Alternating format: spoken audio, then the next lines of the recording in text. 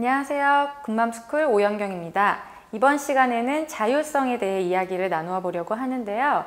태어나서 처음으로 이루어야 할 과업이 세상에 대한 신뢰감이었다면 그 이후 이루어야 할 과업이 바로 자율성입니다.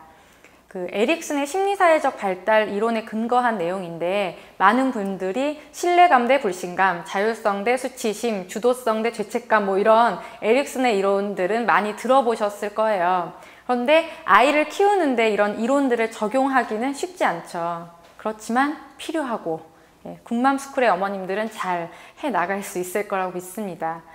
자, 우리나라 나이로 2세에서 3세, 걸음마기는 스스로 무언가를 해나가면서 자율성을 기르는 시기라고 했죠. 그것이 본능이기 때문에 숟가락질도 혼자 하려고 하고, 엄마가 손 잡아주면 어떻게 하죠? 뿌리치고 혼자 걸어가려고 하고, 눈에 보이는 모든 것을 다 내 거, 네 것도 내 거, 내 것도 내 거, 내가 줬던 것도 내 거라고 얘기하거든요. 다 내 것으로 만들려고 합니다. 그런데 우리는 무심코 아이의 숟가락을 빼앗고 손을 잡아채고 아이가 무엇이든 가지려고 하면 왜 이렇게 욕심이 많아? 왜 이렇게 공격적이야? 이렇게 아이를 비난하기도 하죠. 만약 어머니가 밥을 열심히 먹고 있어요. 그런데 남편이 와가지고 갑자기 숟가락을 확 뺏어버리는 거예요. 그럼 어떤 마음이 드시겠어요? 이 남자 왜 이래? 도전이야 나에 대한? 내가 한편으로 뭘 잘못했나? 별의별 생각이 다 드실 텐데 아이들도 마찬가지입니다. 통제당하는 경험은 혼자 하고자 하는 욕구를 더욱 자극해서 그런 것들이 어른들 눈에는 공격적으로 비춰질 수가 있고요. 반대로는 나의 행동이 잘못되었다는 그런 죄책감을 가지게 해서 아이가 아무것도 혼자 하려고 하지 않는 그런 아이를 만들 수도 있습니다. 그런데 실제 양육 상황에서 이렇게 안 할 수도 없어요. 밥도 먹여줘야죠, 시간 안에. 그리고 안전하려면 아이 손도 잡고 걸어야 되고 다른 아이들 괴롭히는 것도 보고만 있을 수는 없습니다. 참 어렵죠? 네. 제가 만난 아이, 현우라는 아이는 19개월 남자아이였는데 문화센터나 키즈카페 같이 비슷한 친구들이 많이 모이는 곳에 가면 꼭 친구들 밀어요. 그런 아이였어요. 그래서 그 어머니가 굉장히 고민을 많이 하고 있었는데 제가 이제 현우가 어떤 상황에서 공격적인 행동을 보이는지 관찰을 해봤어요. 그랬더니 자기가 지나가려는 길목에 누가 서 있으면 우리는 어떻게 돌아가면 되는데 그 아이는 그냥 이렇게 밀어버리더라고요. 왜 그럴까요? 못돼서 그럴까요? 아니죠. 그 아이의 입장에 생각해보면 그냥 내가 가고 싶은 거예요. 내가 가야 되는 건데 그걸 방해하는 누군가가 있으니까 그냥 내가 가기 위해서 그 아이를 밀어버리는 거거든요. 그럼 이해해줘야 되나? 애들이 다 그렇지 이런 부모님들 계세요. 그건 안 됩니다. 사회적으로 용인되는 행동이 아니기 때문에 이때 현우 엄마는 아이의 행동을 통제해야 되는 것이 맞죠. 그런데 이런 상황이 또 생길 것이 예측이 되잖아요. 그런데 이 엄마가 내일도 모레도 계속 키즈카페에 가는 거예요. 그럼 이건 훈육으로 끝날 문제가 아니라 엄마의 행동이 바뀌어야 되는 거겠죠. 아이의 본능을 방해하지 않고 현명하게 자율성을 키워주는 방법, 그 첫 번째는 바로 통제가 필요한 상황은 최대한 만들지 않는 것입니다.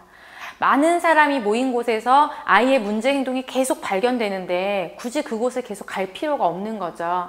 질서를 배우는 것도 중요하지만 지금 현우한테는 그것보다 통제당하지 않는 경험, 그것이 필요합니다. 예를 들면 넓은 잔디가 있는 공원에 같이 가는 거예요. 이곳에 가면 부딪힐 일이 별로 없잖아요. 마음대로 뛰어도 혼날 일이 없어요.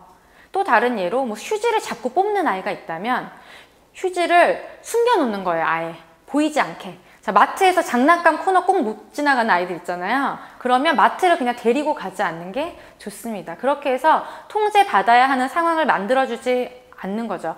부정적 반응을 계속 받게 되면 오히려 그 행동이 더욱 강화돼서 더 이제 심해지게 되거든요.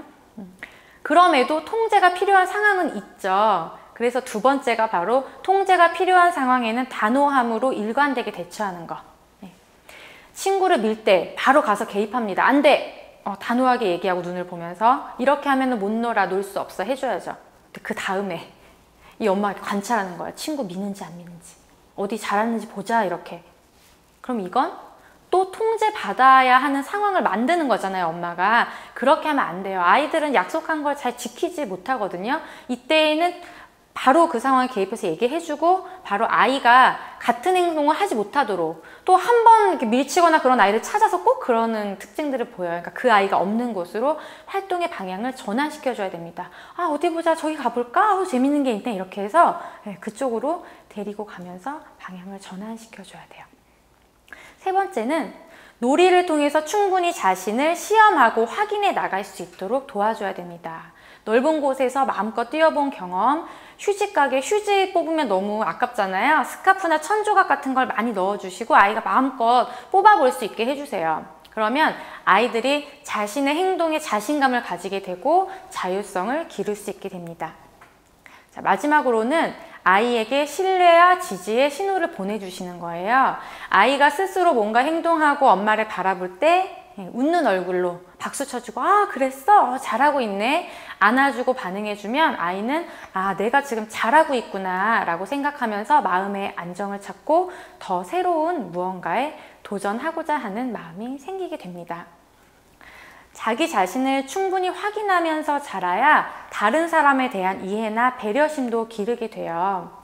내 아이의 행동이 이기적으로 보인다면 양보를 먼저 가르치기 전에 아이 스스로 내면의 욕구를 충분히 발현할 수 있는 기회를 주시기 바랍니다.